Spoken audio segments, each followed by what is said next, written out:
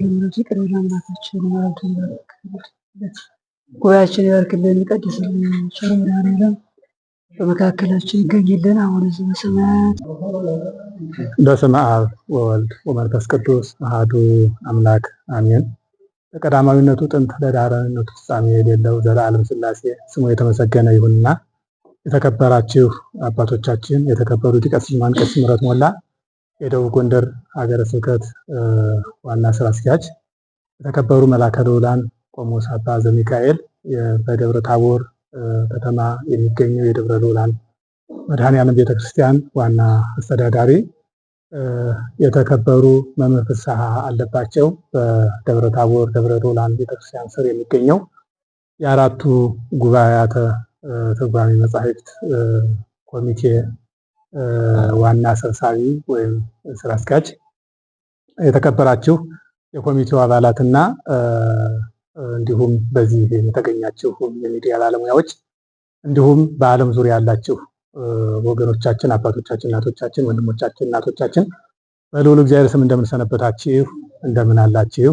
ለዚህ ዕለት ያደረሰን በዚህ ቦታ ያሰባሰበን ለዚህ ታላቅ ጊዜ እና ምርቃት በዓል ያደረሰን የአባቶቻችን አምላክ ስሙ የተመሰገነ ይሁን። እንደ እግዚአብሔር አምላካችን ቅዱስ ፈቃድ እንግዲህ ዛሬ የተገናኘንበት ከዚህ በፊት በተለያየ ጊዜ በብዙ ጥረት በሁላችሁም ርብርብ ሲሰራ የነበረው የደብረ ታቦር ደብረ ልዑላን መድኃኔዓለም ቤተክርስቲያን የአራቱ ጉባኤ መጻሕፍት ትምህርት ቤት ወይም የምስክር ጉባኤ ቤት ምርቃቱ ለማብሰር ነውና በቅድሚያ እንኳን ደስ ያላችሁ እንላለን። ይሄ ጉባኤ ቤታችን ጥንታዊነት ያለው ታሪካዊ ዳራ ያለው ወደፊትም ደግሞ ትልቅ ሕልም ይዞ የተነሳ ጉባኤ ቤት ነው። በመሆኑም በ2011 ዓመተ ምህረት የካቲት ወር ላይ ጀምረን ጉባኤ ቤቱን ማስኬድ ጀምረን በ2013 ሰኔ ላይ ደግሞ ህንፃ ግንባታውን ጀመር። አሁን 2018 ግንቦት 16 ቀን ጉባኤ ቤቱን አንደኛውን ክፍል ሰርተን አጠናቀን እንመርቃለን እና በዚህ በምርቃታችን ምክንያት የእንኳን ደስ አላችሁና ጥሪ ለማድረግ ነው የተገኘ ነው። እንግዲህ ጉባኤ ቤታችን የሚገኘው በደብረ ታቦር ከተማ እንደመሆኑ መጠን ደብረ ታቦር ከተማን ስናስታውሳት በተለይ ደገኛው መሪ አፄ ቴዎድሮስ እናስባለን። አፄ ቴዎድሮስ የተከሉት ቤተክርስቲያን እዚሁ ደግሞ ጉባኤ ቤቱን ያቋቋሙት በዘመናቸው መምህር ዳንኤል በሚባሉ የቅኔና የመጻሕፍት ትርጓሜ መምህር ጉባኤ ቤቱ ሲቀጥል እንደነበረ ይታወቃል። ከሳቸው ቀጥሎ ለተከታታይ 4 መምህራን ጉባኤ ሰርተው ወንበር ዘርግተው ደቀ መዛሙርት አብዝተው አስተምረውበታል።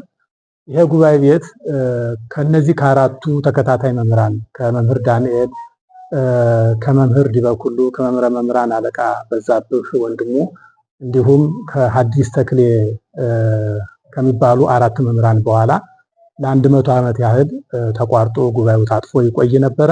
አሁን እንደገና እግዚአብሔር ቸርነት 2011 የካቲት 25 ቀን እንደገና በአባቶች ጸሎት በአባቶቻችን ቡራኬ ጉባኤ ቤቱ ተጀምሮ ለተከታታይ 7 ዓመታት ሲያስተምር ቆይቷል። በዚህም ጊዜ ወደ 22 የሚሆኑ ደቀ መዛሙርትን በሐዲስና በሊቃውንት አስመርቋል።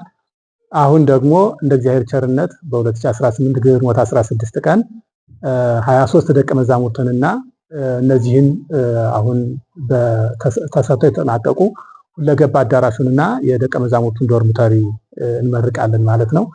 ስለዚህ በዚህም በምርቃታችን በመጀመሪያ ስለ ሁሉም ነገር እግዚአብሔር ማመስገን ይቀድማልና አቀድማ ይኮቶቶ ለእግዚአብሔር የአባቶቻችን የምስጋና መጀመሪያ ነው።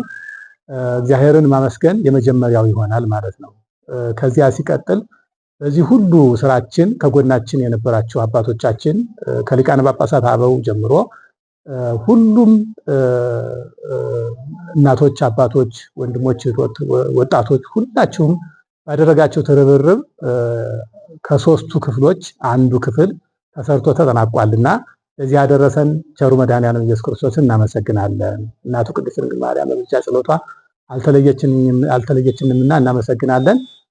ከዚህ በማስቀጠል እንግዲህ ይሄ ጉባኤ ቤት እንደሚታወቀው አሁን ለዚህ ለምርቃት ያደረስነው ጉባኤ ቤት ብዙ ክፍሎች አሉት። ትናንትና ታሪኩን ወደፊት ደግሞ መጻኢውን ዘመን የዋጀ ነው። እንደሚታወቀው ጉባኤ ቤታችን መሪ ቃሉ ከአባቶቻችን ለልጆቻችን ነው። ከአባቶቻችን የወረስነውን ለልጆቻችን የምናወርስበት ጉባኤ ቤት ነው የሚሆነው። ከአባቶቻችን ለልጆቻችን ስንል አባቶቻችን ያወረሱን አለ፣ ታሪካቸውን ሰንደን ስራቸውን ይዘን እንቀጥላለን። ለልጆቻችን ደግሞ እኛ የሰራ ነው። እኛ አባት ስንሆን እነሱ ልጆቹ ነው ሲመጡ በእነሱ ዘመንም ልክ አገልግሎት ሊሰጥ የሚችል አድርገን ነው የሰራ ነው። እንደሚታወቀው የተቀናጀ ላይብረሪ አለው፣ ዲጂታል ላይብረሪ አለው። ጉባኤ ማስኬጃ 2 በተመሳሳይ ጊዜ ሊያስኬድ የሚችል አለው። ሙዚየም አለው፣ ስቱዲዮ አለው። እዚያው ደግሞ መመገቢያ አዳራሽ አለው። እንደገና ደቀ መዛሙርቱ ቢበዙ 318 ሊደርሱ ይችላሉ ብለን 318 ደቀ መዛሙርትን በአንድ ጊዜ ሊይዝ የሚችል አድርገን ሰርተነዋል። በተወሰነም ደረጃ ቢሆን ለገቢ ማስገኛ ሊሆኑ የሚችሉ ብለን ያሰብናቸው 3 ክፍሎችም አሉን ማለት ነው። የምንሰራውን ወደፊት የምናስበው ሆኖ ማለት ነው። ይሄ እስካሁን የሰራ ነውና የሚመረቀው ስራ ነው። ቀጣይ ደግሞ ያሰብነው ስራ አለ። ኢንተርናሽናል ስኮለርሺፕ በተለያዩ ጊዜያት የገለጽነው ነው። እሱን ደግሞ ወደፊት ከዚህ ምርቃት በኋላ የምንሄድበት ይሆናል። አሁን በእግዚአብሔር ቸርነት በድንግል ማርያም አማላጅነት በእናንተ ጥረት ይሄ የጀመርነው ስራችን ተሰርቶ ተጠናቋል እና እንኳን ደስ ያላችሁ። ሁላችሁንም በያላችሁበት ለግንቦት 16 ለምርቃት ጠርተናችኋል። ቤተክርስቲያኑ ድረስ ትመጣላችሁ። ከዚያ ደግሞ እሁድ ቀን እንደመሆኑ ቤተክርስቲያን አርፍደን በዚሁ ወደ ህንፃ ጉባኤቱ መተን ጉባኤቱን እንመርቃለን ማለት ነው። ይሄ ህንፃ ሲሰራ ብዙ ክፍሎች አሉት። በዚያ ቀን የምናስጎበኝ ይሆናል እንዳልናችሁ። ምሳሌዎችም አሉት። አሁን ለምሳሌ አሁን ያለንበት ቤት መመገቢያ አዳራሻቸው ነው። ይሄን እንኳን የምንወስደው እነዚህ መብራቶች አምፖሎችን የምናያቸው አሉ። እነዚህ አምፖሎች 12 አምፖሎች ናቸው እና ደቀ መዛሙርቱ ሲመገቡ እነዚህን 12 አምፖሎች አብርተው ሲመገቡ 12ቱን ሐዋርያት እያሰቡ ተልኳቸውንም እያሰቡ ይሆናል ማለት ነው። ሌሎችም በቀኑ የምናስጎበኛችሁ በራሱ ቤቱ ጉባኤቱ ሲሰራ የመጽሐፍ ቅርጽ ያለው ሆኖ ነው የተሰራ። ያ ማለት የተከደነ መጽሐፍ የተገለጠ መጽሐፍ አለው። እሱ ሁሉ በደንብ በቀኑ የሚገለጥ ይሆናል። ስለዚህ እግዚአብሔር አምላካችን ወዶልና ፈቅዶልን ይሄ ጉባኤ ቤት አሁን ወደ 80 የሚሆኑ ደቀ መዛሙርትን ይዞ እያስተማረ ይገኛል። ከተለያዩ የጠረፋማ ቦታዎችንም አምጥቶ እያስተማረ በመጠኑም ቢሆን እያስተማረ ይገኛል። ከዚህ በፊት ወደ 21 ደቀ መዛሙርትን አስተምሮ ለአገልግሎት አሰማርቷል እና መሰል ስራዎችን ወደፊት አብዝቶ ለመሄድ ይፈልጋል ማለት ነውና ይህንን በማድረጋችሁ ይህንን በመስራታችሁ ደስ ሊላችሁ ይገባል። ያ ደግሞ ደስታችን በምርቃቱ ቀን የምትችሉ በአካል እኛ ጋር ትገኛላችሁ። የማትችሉ ደግሞ የርቀት ሀገር የገደባችሁ ሁኔታዎች ያልተመቹላችሁ ደግሞ በላይቭ ባላችሁበት ቦታ ሁሉ የምናደርስ ስለሆነ በግንቦት 14 ጀምረን አርብ ማለት ነው ወደ ማታ ጀምረን የደቀ መዛሙርቱ ጥናታዊ ጽሑፍ ተመራቂ ደቀ መዛሙርት ጥናታዊ ጽሑፍ ያቀርባሉ። የጥናታዊ ጽሑፍ ማቅረቡ ይጀምራል። አርብ ወደ ማታ፣ ቅዳሜ ወደ ማታ፣ እሁድ በ16 መጠናቀቂያውና ዋናው እና የደቀ መዛሙርቱን ምርቃት እናስኬዳለን ማለት ነው። በዚህ ሁሉ ተገኝታችሁ የደስታችን ተካፋይ እንድትሆኑ ደስታችሁ ነውና ቤተክርስቲያናችን መሰረቷ ጉባኤ ቤት ነው። የምትጸናውን በጉባኤ ቤት ነው። የምትኖረውን በጉባኤ ቤት ነው። ሊቃውንቶቻችን፣ ጳጳሳቶቻችን፣ አበምኔቶቻችን፣ ካህናት፣ አገልጋዮቻችን ሁሉም ነገር የሚገኘው ከጉባኤ ቤት ነው። በእነሱ ደግሞ ክርስትና ይገኛል ማለት ነውና ክርስቲያኖች የሆን ሁሉ ጉባኤታችን እናታችን ናት ማለት ነውና የእናታችን ደስታ የሁላችን ደስታ በመሆኑ በዕለቱ የደስታው ተካፋይ እንድትሆኑ ጥሪያችን እናስተላልፋለን። ከአባቶቻችን ለልጆቻችን እግዚአብሔር ይስጥልኝ።